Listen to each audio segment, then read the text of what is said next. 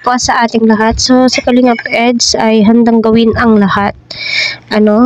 Para lang kay Viancy. At nakita naman po dito sa videong pag-uusapan po natin. So, mapapasana all ka na lamang po talaga. At kahit sila Kalingap Rab at lahat ng kasama po nila ay kinilig nga po. Syempre, kahit sino, kung ako ang nasa katayuan ni Edu, ay gagawin ko rin po yun, para kay Viancy. My God, bakit hahayaan mo na lang bang maging ganun?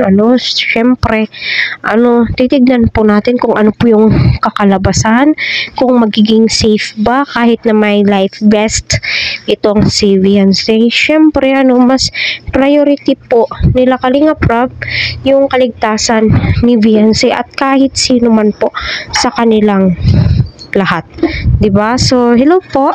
Marami pong salamat sa lahat na nag-subscribe sa aking channel. Naway patuloy po natin suportahan sila Kalingap Rab, Kuya Val at ang buong team. Huwag po natin skip ang kanilang ads para sa ganun nga po ay marami pa pong kababayan po natin ang kanilang matulungan at ang kanilang malingap. At ayun, kita-kita naman po dito sa video kahit saan, kahit anong video po yung papanoorin po natin at yun talaga ang gagawin ni Kalingap Edu para kay Viancy. Kung ating babalikan ang kanilang mga nakaraang video ay kita naman po natin na malaki po yung improvement ni Viancy dahil nga po sa tulong ng team Kalingap Rab and especially si Edu.